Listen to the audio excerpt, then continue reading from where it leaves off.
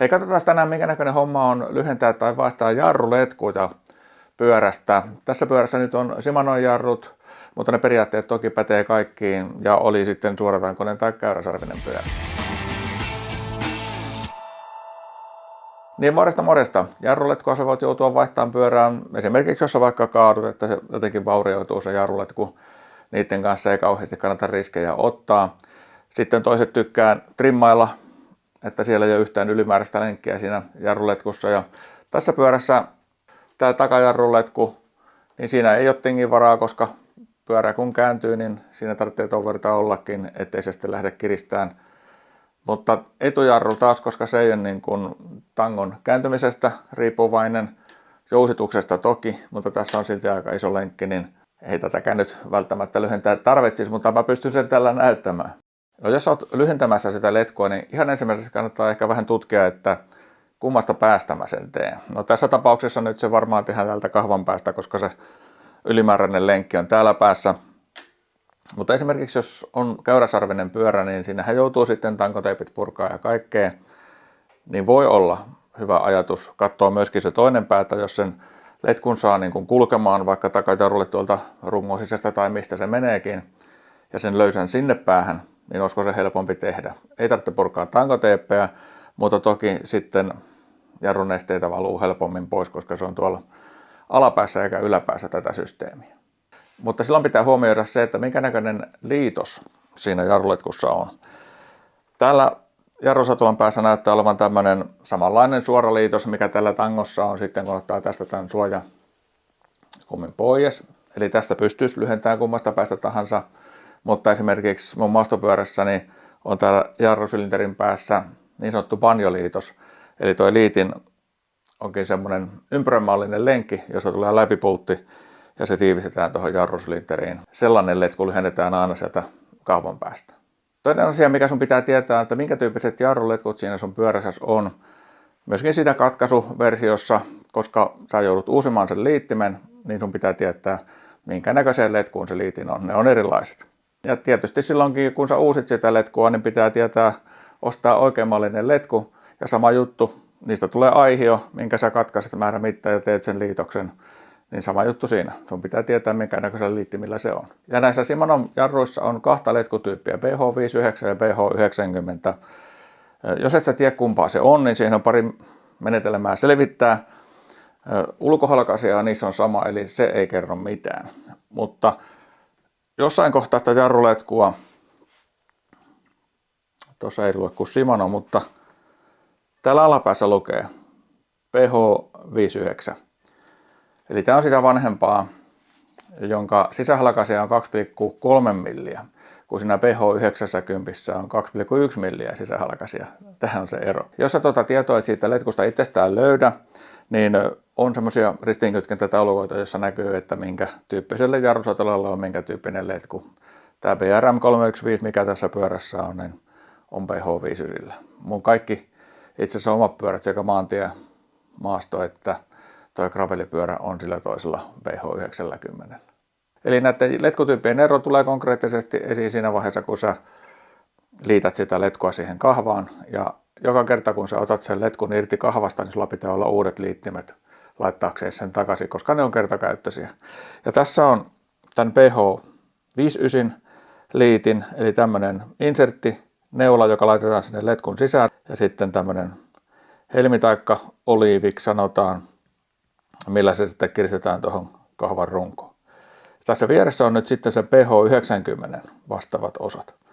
Tämä helmi on itse asiassa sama, se käy ristiin, mutta tämä insertti on tietysti eri kokoinen, koska se sisähalkaisia on eri. Sen jarruletkun katkaisua varten, samoin kuin sitten tämän insertin tunkemista siihen letkun sisälle, niin sitä varten on hyvä, jos sulla on erikoistyökalu, löytyy kumpaankin hommaan omansa ja sitten löytyy myöskin sellaisia yhdistelmätyökaluja, joilla onnistuu molemmat, mutta mulla ei sellaisia ole, eli pitää pärjätä kotikonstein, sen verran harvoin tulee tehtyä, että ei ole tullut hommattua. Ainoa mitä mä oon hommannut on nämä palikat, millä sitä letkua voi puristaa turvallisesti, eli pitää kiinni tavallaan sitä letkusta, esimerkiksi kun me tungetaan inserttiä sinne sisään, pistämällä se tänne lukkopihdeellä sen letkun ympärille murtamatta sen rakennetta, eli se on tietysti oleellista, että me varotaan.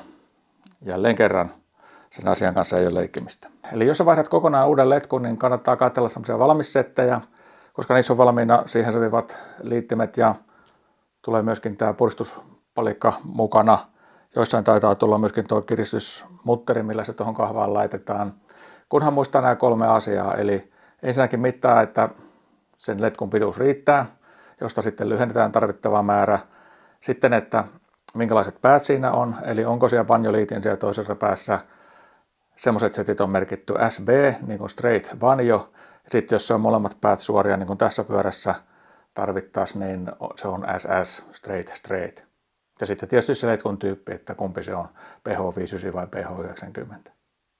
Mä taidan kyllä ottaa tuon pyörän alas tuosta telineeltä ja käytetään vaikka tätä työtason kulmaa vähän niin kuin apuna tuossa, kun ne työkalut tosiaan ei ole ihan optimaaliset.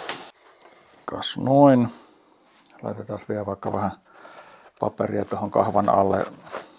On mahdollista, että sieltä jarrunestettä joku tippa tulee, mutta ei mitään isompaa ilmaamistarvetta pitäisi tulla, jos kaikki menee hyvin. Tämän kahvan toki voi joutua ilmaamaan, koska me nyt sen kanssa tässä pelataan, mutta sillä pitäisi kyllä selvitä.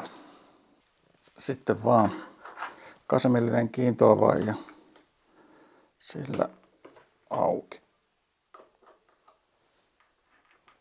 Tämä voi joskus olla vähän tiukassa tämä letko täällä puristuksissa, mutta kyllä se sieltä lähtee, kun vähän heiluttaa.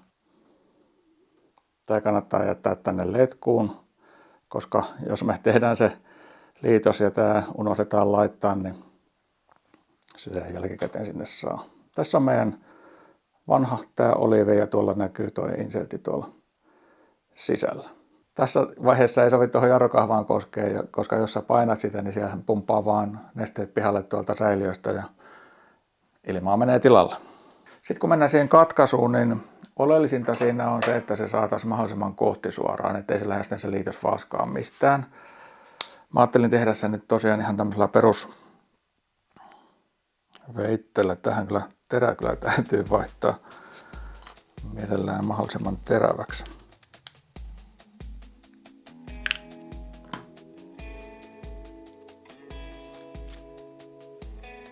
Mä ajattelin, että käytän näitä palikoita myöskin tässä katkaisussa, paitsi pitämään kohdetta paikallaan, niin myöskin vähän, että hahmottaa sitä kohtisuoruutta. Sitten se lukkopyhitellä se nyt ei kauhean tiukasti vielä tullut, mutta kai se nyt tässä leikkuussa ainakin ajaa asiansa. Eli se vanha inserttihän tulee johonkin tuohon asti. Niin en ole hyvä varaa katkaista se tuosta vierestä.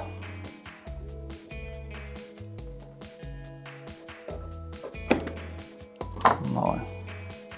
Se on varsin siistin näköinen jälki. Helmen periaatteessa pitäisi pystyä pujottaa jälkeenpäinkin, mutta jos siihen tulee jotain epämuodostumaa siihen letkun pintaan, niin varmuuden vuoksi pistän sekin tonne taakse. Ja sitten tämä pitäisi painaa tonne letkun sisään pohjaan asti. Semmoinen knoppi muuten, että jos sulla on SRAM-jarrut, niin tämä insertti, siinä on kierre, eli se kierretään tonne letkun sisään. Siinä on kuusiokanta vai torksi. No anyway, niin se pistetään kierteellä ja sitten tämä helmi kierretään sitten siihen inserttiin vastakkaisella kierteellä. Semmoinen ero tähän Shimanoon. Kirstetään meidän leukoja pikkasen ja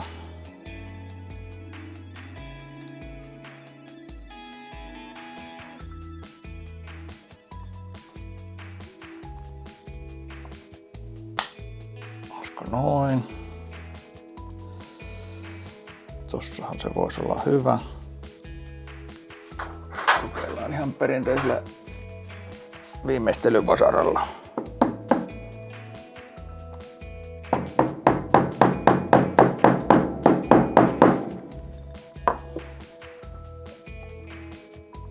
No.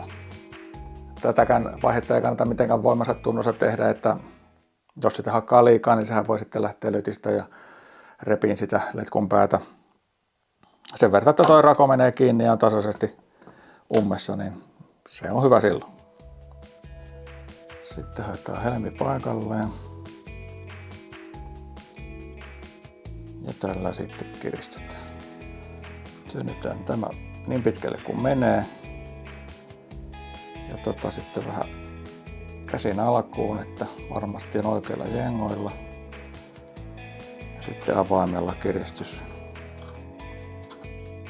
Tässä huomaa tässä kiristäessä, kun rupeaa tulemaan vastusta, kun se messinki lähtee pureen sinne vastakappaleeseensa ja muutoutumaan.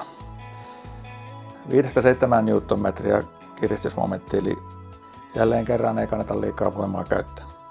Sitten vaan toi suojatulppa tuohon päälle. Sitten jännittävä työvaihe, kokeillaan minkä näköinen on jarrukahvan tuntuma. Yksi tippa näyttää tuohon haarukan päähän tulleen, mutta ei mitään ongelmaa, ihan hyvältä vaikuttaa. Eli tämä oli tämmöinen homma. Toivottavasti tästä oli apua. Kiitos kun katselit ja jos syntyy kysymyksiä, niin kirjoittele tuohon videon kommentteihin. Nähdään taas. Moro moro! Ja tämä video oli muuten esimerkki katsojien toiveista. Paljon on kyselty, että miten jarrulet kun lyhennetään, niin se tuli nyt näytettyä. Eli kannattaa laittaa videotoiveita vaikka tuonne videon kommenttiboksiin. Toteutan niitä sitten aina mahdollisuuksien mukaan.